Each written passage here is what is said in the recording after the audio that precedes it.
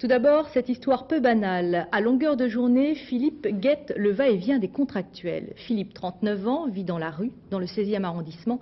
Il passe son temps à éviter aux riverains garés dans le secteur des PV qui se récoltent au quotidien. Méthode efficace, dès que les dames en bleu arrivent, il va mettre quelques pièces dans le parc-mètre, un échange de services qui lui permet de gagner un petit peu sa vie.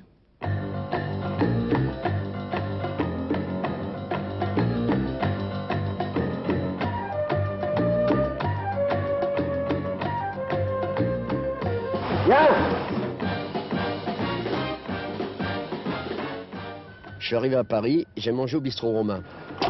Et en l'espace de 3 heures où j'étais sur la terrasse, j'ai vu 2 fois passer le contracteur. Je me suis dit, merde, dis donc, qu'est-ce qui cartonne ici en fin de compte? Ouais, peut-être un truc à faire. Sa mission, Philippe Herman allait la faire partager aux riverains d'un quartier situé en plein cœur du 16e arrondissement.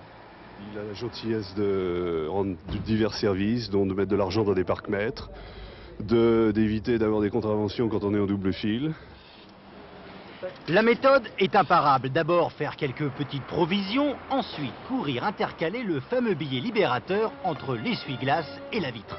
Le tout au nez et à la barbe des pervenches qui ne savent plus trop s'il faut en rire ou en pleurer. J'ai même fait remarquer aux pervenches qu'en fin de compte, je roule pas l'État dans l'affaire, puisque je tire les tickets. Donc je dépense 30-35 balles sur les voitures. Donc je donne de l'argent à l'État encore. Il faudrait savoir si on préfère mettre le PV ou s'il faut que les voitures soient en règle, c'est tout ce que j'ai à dire. Clair et net. Dans une autre vie, Philippe Herman était moins cascadeur que casseur. L'ancien tôlard a depuis appris les bonnes manières dans cette rue très sélecte pour aujourd'hui se montrer indispensable. Non, ceci n'est pas un canular. Je vous laisse les clés. Ah bon, les clés. Voilà.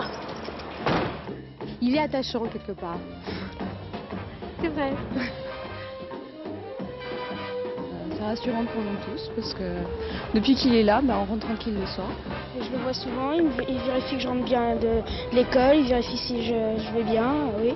Si les riverains de la rue arrivent à faire une association pour, pourquoi pas le salarié, prendre l'assurance pour qu'il couvre tout ce que ça représente. Mais comme ça, on peut donner l'idée que d'autres rues le fassent. Affaire à suivre.